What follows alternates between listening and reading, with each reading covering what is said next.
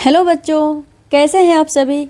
I hope कि आप लोग बहुत अच्छे होंगे और अपना स्टडी बहुत अच्छे तरीक़ों से कर रहे होंगे। आज मैं इस वीडियो में लेकर आ गई हूँ एनसीईआरटी क्लास 10th मैथ प्रश्नावली 1.3 का सभी प्रश्नों का सॉल्यूशन, वो भी बिल्कुल कॉन्सेप्ट के साथ सभी डाटों को क्लियर करने वाले हैं। जैसा कि आप सभी को पता है, इससे पहले मैं प्रश्नावली 1.1 और 1.2 का सभी प्रश्नों को क्लियर मैंने कर दी हूँ।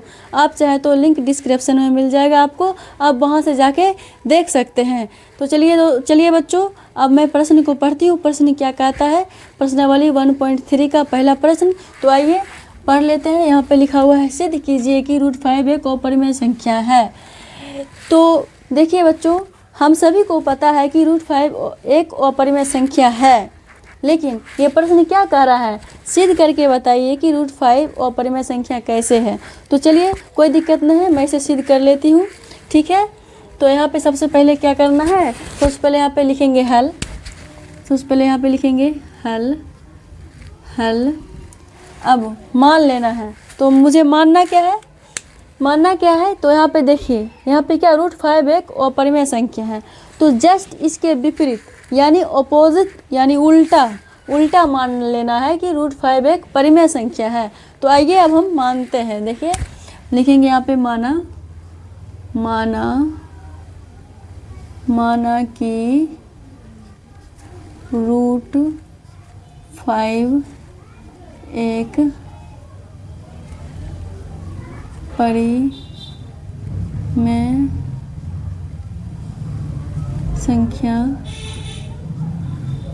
परिमेय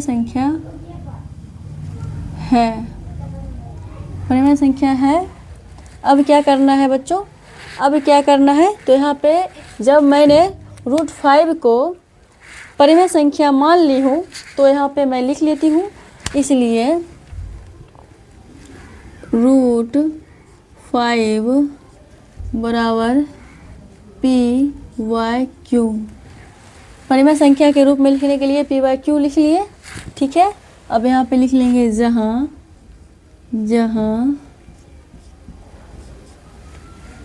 p और q कोई पूर्णांक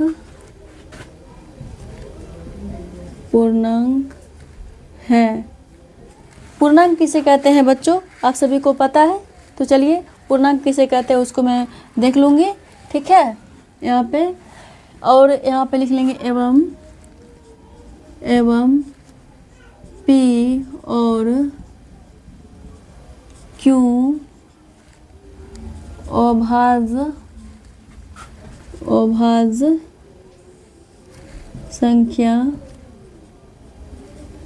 अभाज्य संख्या है। ठीक है, इसका मतलब क्या हुआ, इसका मतलब हुआ p और q का जो मौसो होगा ना, वो हमेशा 1 होगा, तभी वो संख्या परिमेय संख्या हो सकती है। यानी आप इसे सह अभाज्य संख्या कह सकते हैं। सह अभाज्य संख्या किसे कहते हैं, वैसी दो संख्या जिसे अभाज्य गुणनखंड करने पर मौसो 1 आए, उसे सह अभाज्य संख्या कहते हैं। इसको आप सह अभाज्य संख्या भी कह सकते हैं। ठीक है बच्चों, तो अब हम आगे चलते हैं। देखते हैं यहाँ पे क्या करेंगे, क्रॉस मल्टीप्लिकेशन यानी तिरछा गुना जो होता है वो करना है। ठीक है, तो आप सभी को पता है, यहाँ पे कुछ नहीं हो तो यहाँ पे 1 हो जाएगा। अब इसको p से 1 को गुना करेंगे तो हो जाएगा p बराबर, आइए q को √5 से गुना करेंगे तो हो जाएगा √5q। ठीक है, आप लोग को समझ में आ गया, तो आ गया। अब यहाँ पे क्या करना है, अब यहाँ पे करेंगे दोनों तरफ वर्ग करने पर। तो आप सभी को वर्ग कर लेना है। तो आइए हम यहाँ पे लिख लेते हैं, दोनों तरफ वर्ग करने पर। ठीक है, तो यहाँ पे मैं दोनों तरफ वर्ग कर लेती हूँ। यहाँ पे लिख लेंगे p² बराबर √5q का होल स्क्वायर। ठीक है, आप लोगों को समझ में आया। तो इसके बाद अब मैं क्या करूँगी, इसको अब मुझे तोड़ना है। ठीक है, चलिए यहाँ पे मैं इसको तोड़ लेती हूँ। पी स्क्वायर का पी स्क्वायर ही हो जाएगा। और इसको √5q का वर्ग, यानी क्या हुआ, √5q को 2 बार लिख के गुना करना, 2 बार गुना करना है। तो आइए यहाँ पे हम समझ लेते हैं। √5q गुना √5q ऐसे गुना करेंगे। तो यहाँ पे देखिए बच्चों, √5 को गुना करेंगे तो √25 होगा। और आप सभी को पता है √25 का वर्गमूल कितना होगा, 5 होगा। तो यहाँ पे हम डायरेक्ट लिख लेंगे √25 का वर्गमूल 5। अब मैं आप लोगों को बताई थी q और q, यानी पद से पद को गुना करेंगे तो पद ही रहेगा। तो यहाँ पे हम पद लिख लेते हैं q। और हाँ, ये दोनों में जो होता है एक जो होता है पावर, वो छिपा हुआ रहता है। तो यहाँ पे 2 है तो इसका पावर जुट जाएगा। तो यहाँ पे हम एगो दूगो मतलब 2 हो गया, यहाँ पे पावर जुट गया, 5q² हो गया। तो आइए अब हम इसको यहाँ पे लिख लेते हैं 5q²। आप लोगों को समझ में आया? बिल्कुल समझ में आया होगा। कोई दिक्कत है? कोई दिक्कत नहीं है। तो चलिए अब आगे चलते हैं। अब इसको क्या करेंगे, अब यहाँ पे क्या लिखेंगे बच्चों, तो इसको हम मान लेते हैं समीकरण 1। ठीक है, इसको समीकरण 1 मान लिए। अब यहाँ पे आप गौर से देखिए बच्चों, यहाँ पे जो है ये 5 जो है और ये q, ये दोनों के बीच कैसा संबंध है, ये दोनों के बीच कैसा संबंध है, ये दोनों के बीच जो है गुना का संबंध है, गुना का संबंध है। ये 5 को अगर हम इस बराबर किस पर लाएंगे तो क्या होगा, वो बटा में आएगा कि नहीं आएगा, बिल्कुल आएगा। तो बटा में आने का मतलब क्या हुआ है, 5 जो है p² को काटेगी। ठीक है, काटने का मतलब क्या हुआ, मतलब p² से विभाजित है, भाग देगी। 5 जो है p² को विभाजित, p² को काटेगी, यानी p² को विभाजित हो सकती है p² 5 से। तो हम कह सकते हैं जब 5 जो p² से विभाजित है तो 5 जो है p को भी विभाजित करेगी, ऐसा हम लिख सकते हैं। तो ज़रूर लिख सकते हैं। तो चलिए यहाँ पे हम लिखते हैं, यहाँ p² 5 से विभाजित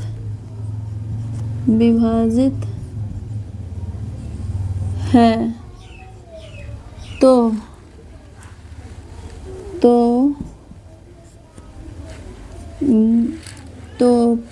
p भी 5 से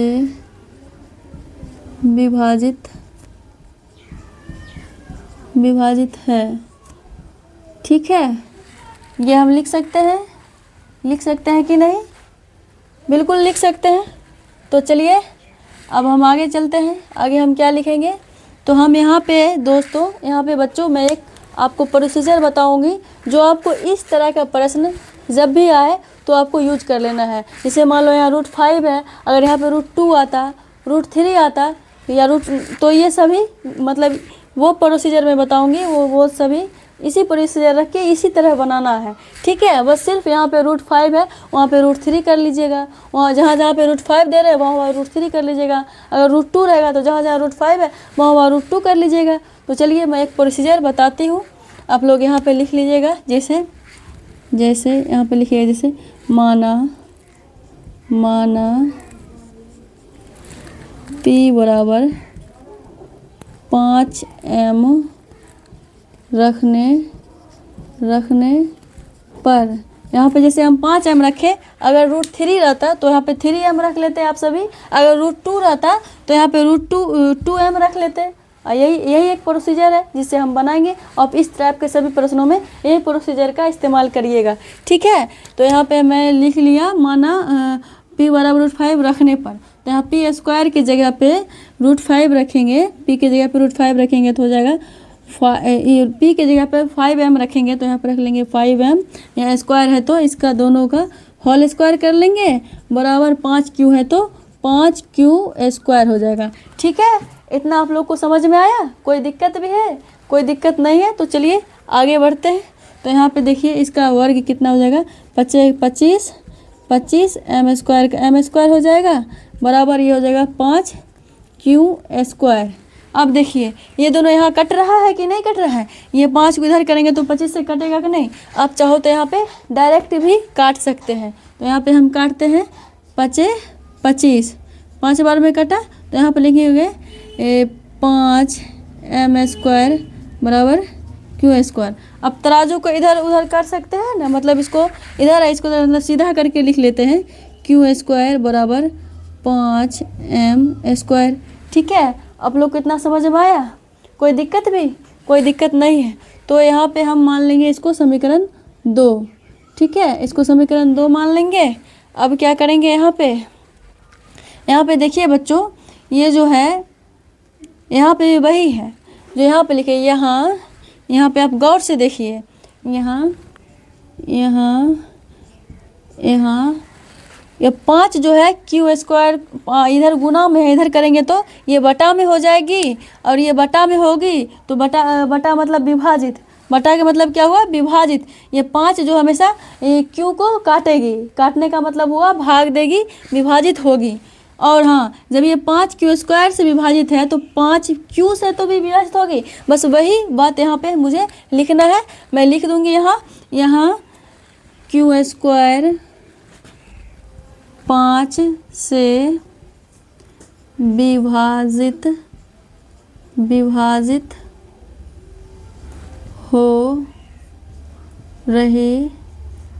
विभाजित हो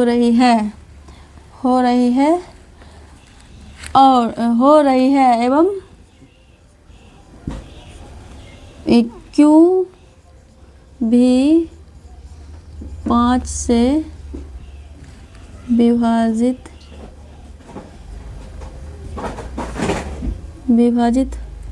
हो रही है।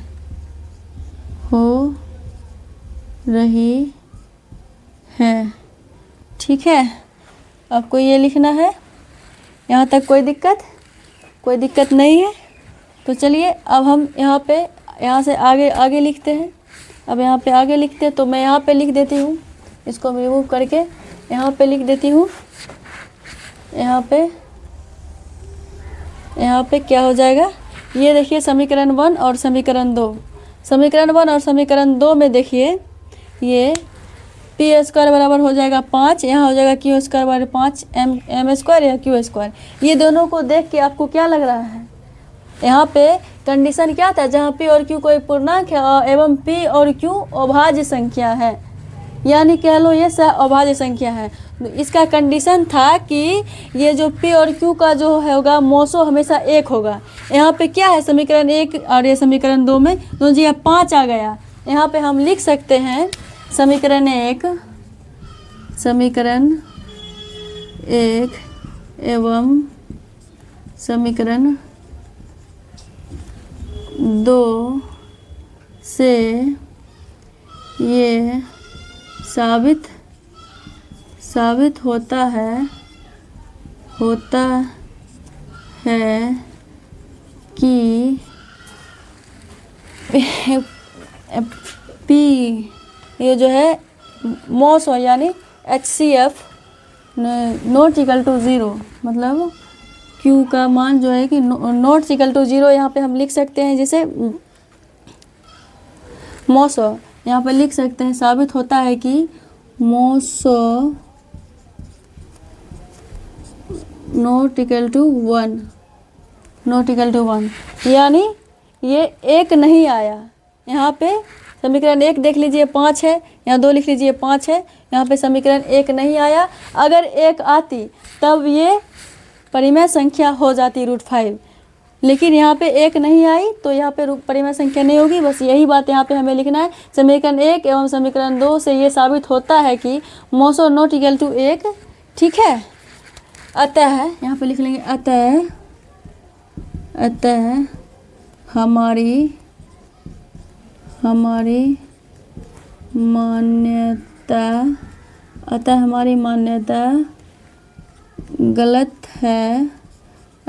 मान्यता गलत है। इससे साबित होता है कि इससे साबित होता है कि √5 एक अपरिमेय संख्या है। आप सभी को समझ में आया दोस्तों? समझ में आया? मैंने क्वेश्चन 1 को बहुत अच्छे से मतलब बेहतरीन तरीके से सॉल्व की हूँ। अगर आप लोगों को समझने में कोई दिक्कत हुआ होगा, कोई डाउट हुआ होगा तो आप कमेंट बॉक्स में कमेंट ज़रूर करिएगा। मैं आपका ज़रूर सल्यूशन बताऊंगी। मैं आपको फिर से बताऊंगी दूसरे वीडियो में, ठीक है? अब आइए बच्चों, सॉल्व करते हैं प्रश्न संख्या दूसरा, यानी प्रश्नावली 1.3 का प्रश्न संख्या दूसरा। तो यहाँ पे क्या लिखा? सिद्ध कीजिए कि 3 + 2√5 एक अपरिमेय संख्या है। कहने का मतलब क्या है? ये जो है 3 + √2√5 हम सभी को पता है बच्चों कि ये अपरिमेय संख्या है, लेकिन इसमें क्या कह रहा है? सिद्ध करके बताइए। तो आइए हमें सिद्ध करके बता देते हैं, कोई दिक्कत नहीं है। तो यहाँ पे सबसे पहले लिखेंगे हल। यहाँ पे लिखे हल। एक मिनट चेंज कर लेती हूँ। हल यहाँ पे लिखेंगे माना कि यहाँ पे क्या मानना है बच्चों? यहाँ पे क्या मानेंगे? जस्ट इसके ऑपोजिट यानी उल्टा मानना होता है। तो इसके उल्टा क्या हो जाएगा? 3 + 2√5 एक अपरिमेय संख्या है। तो आप मान लेंगे माना कि 3 + 2√5 एक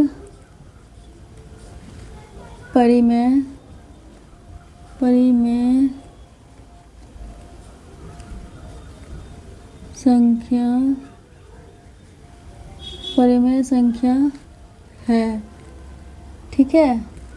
मैं यहाँ लिख ली। आप लोग को कोई दिक्कत नहीं है? दिक्कत आप समझ गए? इसके जस्ट ऑपोजिट मानना है। 3 + 2√5 एक अपरिमेय संख्या है। अब जब मैं इसे परिमेय संख्या मान ली हूँ तो इसे परिमेय संख्या के रूप में लिखना होगा। तो इसलिए 3 + 2√5 जहाँ यहाँ पे आप जहाँ Q, P और Q पूर्णांक है एवं P और Q एक अभाज्य संख्या है, ये सब भी लिख सकते हैं। अब वो सब आपकी प्रॉब्लम है। यहाँ पे हम डायरेक्ट लिख देते हैं Q ≠ 0। इसका मतलब क्या हुआ? Q का मान कभी 0 नहीं आना चाहिए, ठीक है? ये कंडीशन है। तो यहाँ पे ठीक है, यहाँ पे मैं लिख ली हुई, ये हो गया इसका कंडीशन ये। अब यहाँ पे क्या करना है? तो इसको यहाँ क्या बोलते हैं? परिमेय संख्या है, तो परिमेय संख्या के रूप में लिखना है PYQ, ठीक है? PYQ लिख ली। अब इसको क्या करेंगे? क्रॉस मल्टीप्लिकेशन करेंगे। तो यहाँ पे सबसे पहले देखते हैं, ये 3 + 3 है, तो इधर कर लेंगे, पक्षांतर करेंगे तो हो जाएगा 2√5 बराबर P/Q। ये 3 प्लस में इधर आएगा तो माइनस हो जाएगा, -3, ठीक है? अब क्या हो जाएगा? अब ये 2√5 ये क्या है? गुना में है। अब इसको गुना में है, अगर इसको इधर करेंगे तो क्या हो जाएगा?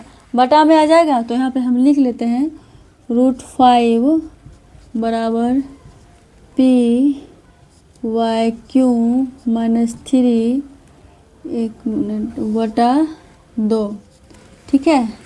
ये हो गया। अब इसको यहाँ पे देख सकते हैं, ये जो है √5 अपरिमेय संख्या है और ये जो है ये परिमेय संख्या है। तो हम इसको यहाँ पे ये ऐसे लिख लेते हैं, इसलिए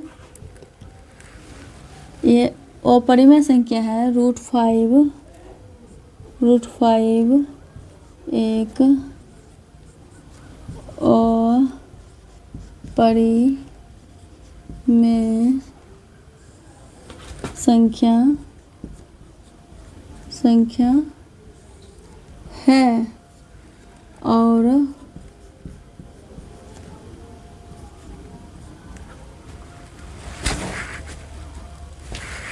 इधर जो हो जाएगा PYQ -3/2 एक परिमेय संख्या है। ठीक है, यहाँ तक आप लोग समझ गए? कोई दिक्कत तो नहीं है? दिक्कत तो यहाँ पे देख सकते हैं अपरिमेय संख्या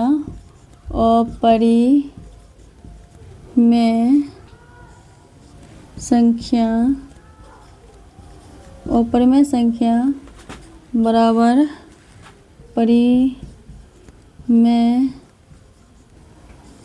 परिमेय संख्या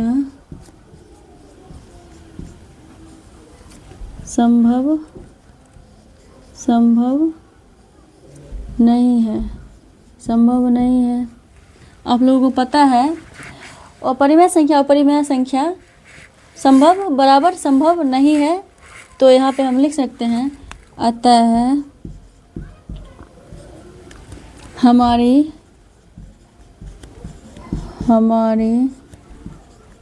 मान्यता, यहाँ पे हो जाएगा मान्यता गलत है। इससे साबित होता है कि 3+2√5 एक अपरिमेय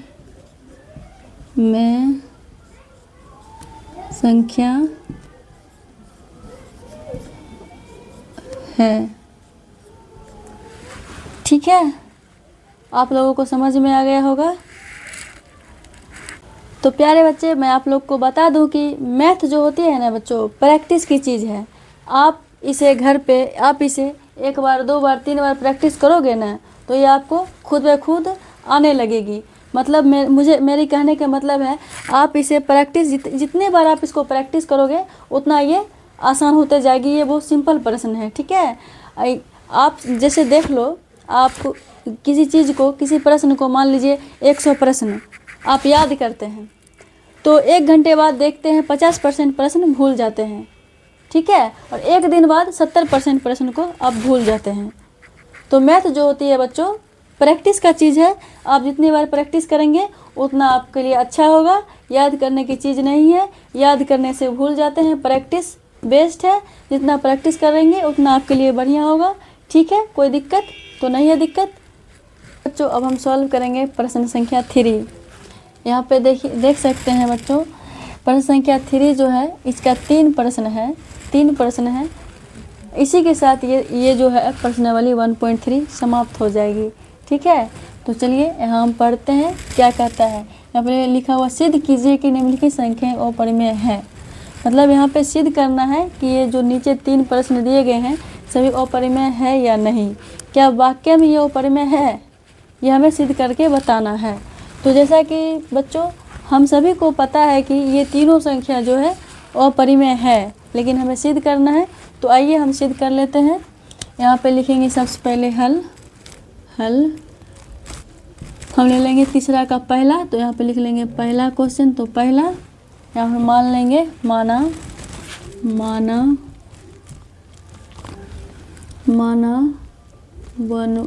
कि 1/√2 एक, यहाँ पे क्या मानना है, इसके जस्ट विपरीत मानते हैं। ठीक है, जिस अपोजिट मानते हैं, तो यहाँ पे हम मान लेंगे माना कि 1/√2 एक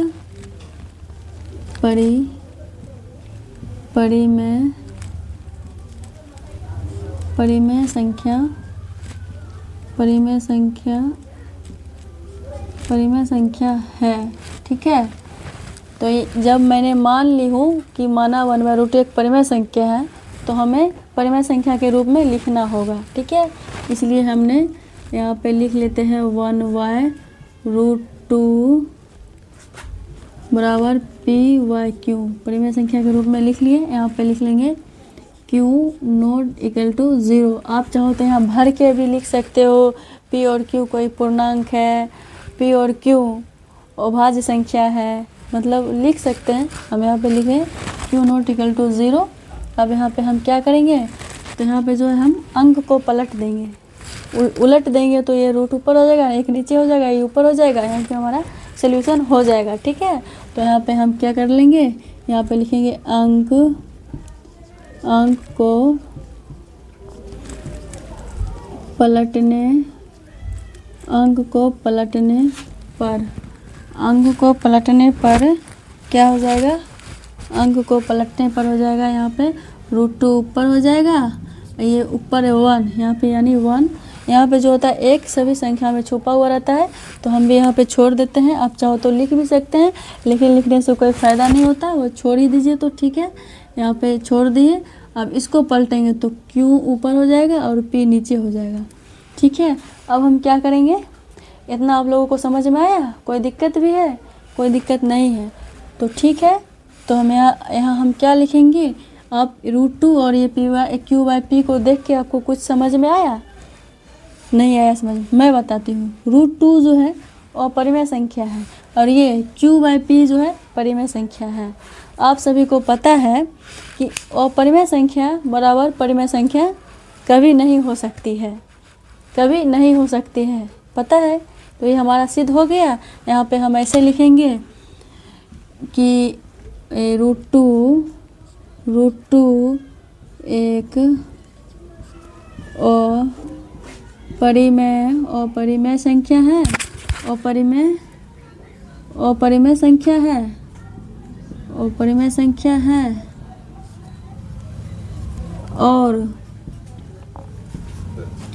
Q/P परिमेय संख्या है, परिमेय संख्या, परिमेय संख्या है। तो यहाँ पे लिख सकते हैं अपरिमेय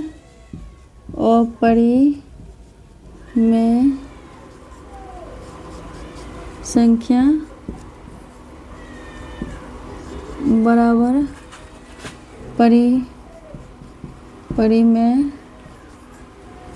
परिमेय संख्या क्या असंभव है, असंभव है। अतः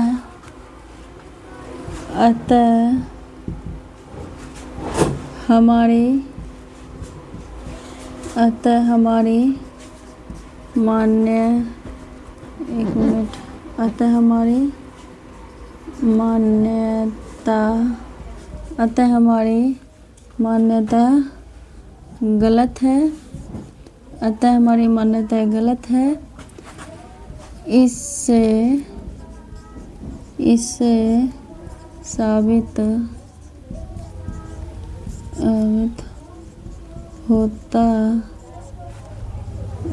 है कि 1/√2 एक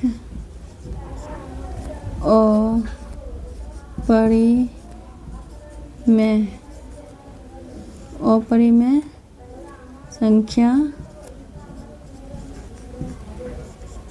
है। ठीक है, ये सॉल्व हो गया। प्यारे बच्चे, आप लोगों को समझ में आया? कोई दिक्कत भी? तो कोई दिक्कत नहीं है तो आप लोग इसे चाहो तो स्क्रीनशॉट ले सकते हो। अब यहाँ पे देखिए बच्चों, ये है 7√5 और यहाँ पे 6 + √2। इस सभी को कैसे बनाना है? सेम इसी तरह बनाना है, बस जहाँ पे ये 1/√2 लिखे हैं वहाँ पे 7√5 लिख लीजिएगा। ठीक है, तो आइए हम कैसे करते हैं। जहाँ जहाँ पे है 1/√2 वहाँ पे 7√5 लिख लेंगे। ठीक है, आइए हम बताते हैं यहाँ पे कैसे करना है। तो यहाँ पे जो है 1/√2 को मिटा लेंगे, यहाँ पे कर लेंगे 7√5।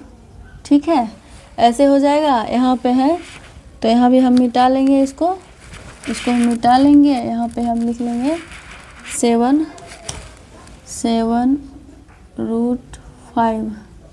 अब इसको यहाँ पे हम सॉल्व कर लेंगे। इसको हम मिटा लेते हैं, इसको हम मिटा लेते हैं।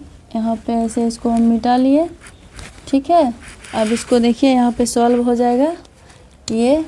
इसको हम ऐसे सॉल्व कर सकते हैं, √5 को इधर ही रहने देंगे और इसको बराबर में PYQ ये जो है यहाँ पे 1 मिनट ऐसे हम लिखते हैं, ऐसे लिखते हैं, ठीक है।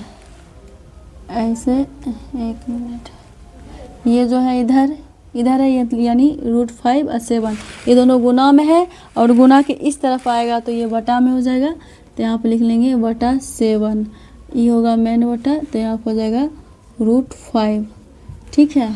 तो यहाँ पे क्या आ गया, √5 बराबर PYQ बटा 7। गुना हो के ऊपर हो जाएगा, लेकिन ऐसे ही रहने देते हैं क्योंकि गुना होने के बाद ऊपर चला जाएगा, तो ऐसे ही रहने देते हैं। यहाँ पे लिख लेते हैं क्या, यहाँ पे √2 है तो यहाँ पे काट के √5 लिख लेंगे, √5 लिख लेंगे। ये √5 है तो यहाँ पे PYQ और बटा में यहाँ पे 7 है तो 7 लिख लेंगे, ठीक है। परिमेय संख्या है, मतलब PYQ बटा P/Q बटा 7 परिमेय संख्या है और परिमेय संख्या बराबर परिमेय संख्या असंभव है, अतः हमारी मान्यता गलत है। इससे साबित होता है कि यहाँ पे मिटा देंगे, यहाँ पे लिख लेंगे 7√5, यहाँ पे लिख लेंगे 7√5 एक अपरिमेय संख्या है। इस तरह दोस्तों आपको समझना है, बनाना है कि कैसे भी संख्या मतलब दे अपरिमेय संख्या, उसको साबित करना है, बस इसको हटा देना है। बस ये जो है प्रैक्टिस कर लीजिएगा और कोई भी संख्या है उसको बैठा दीजिएगा, आपका क्वेश्चन सॉल्व हो जाएगा। अब मान लीजिए यहाँ पे है 6 + √2, अब इसको हम कैसे करते हैं तो आइए हम इसको बताते हैं। यहाँ पे इसको मिटा देते हैं। अब यहाँ पे हम लिख लेते हैं 6 + √2 ये हो गया। फिर यहाँ पे इसको मिटा दीजिएगा तो आप हो जाएगा 6 + √2 ये 1 मिनट, इसको यहाँ पे हम मिटा देते हैं, ठीक है। इसको हम मिटा के बना देते हैं। आप यहाँ पे मिटा के मतलब रख लीजिएगा, आपको समझाने के लिए ऐसे कर रही हूँ, ठीक है। आपको कैसे बैठाना है अंक को, मतलब ये जो है प्रैक्टिस कर लीजिएगा और वो मतलब ध्यान में रखिएगा और जो भी अंक आए बस वैसे लिख देना है, हो जाएगा। यहाँ पे जैसे लिख लेना है 6 + √2, यहाँ Q0 = 0 है, ठीक है, कोई दिक्कत नहीं है। यहाँ हो जाएगा PYQ, ठीक है। अब इसको जो है पक्षांतर करेंगे, यहाँ पे हो जाएगा √2 बराबर PYQ, पक्षांतर करेंगे, इधर प्लस में है 6, इधर आ जाएगा माइनस में 6 हो जाएगा, ठीक है। आप लोगों को समझ में आया, बिल्कुल समझ में आया होगा। तो बस ये हो गया। अब इसको यहाँ पे आप लिख सकते हैं, यहाँ पे 5 है तो यहाँ पे कर दीजिएगा √2, ठीक है। अब यहाँ पे है ये, तो इसको आप मिटा दीजिएगा और यहाँ पे लिख लीजिएगा क्या, PYQ -6 परिमेय संख्या है, ठीक है। और परिमेय संख्या बराबर परिमेय संख्या असंभव है, अतः हमारी मान्यता गलत है। इससे साबित होता है कि यहाँ पे इसको मिटा दीजिएगा, इसको मिटा के यहाँ पे लिख लीजिएगा 6 + √2 एक अपरिमेय संख्या है, ठीक है। बस ऐसे करना है। तो प्यारे बच्चों, आज मैं इस प्रश्न को बहुत ही बेहतरीन तरीक़ों से आप लोगों को बताई हूँ, ठीक है। आप लोगों को उम्मीद है कि आप लोगों को समझ में आया होगा। तो प्यारे बच्चों, मैंने इस सारे क्वेश्चन को बहुत अच्छे तरीक़ों से सॉल्व कर चुकी हूँ। और हाँ, अगर वीडियो पसंद आया होगा ना तो लाइक कमेंट ज़रूर करिएगा और ज़्यादा से ज़्यादा अपने दोस्तों लोग को शेयर करिएगा, क्योंकि आपकी बहन है ना, आप लोगों के लिए बहुत ज़्यादा मेहनत करती है, ठीक है।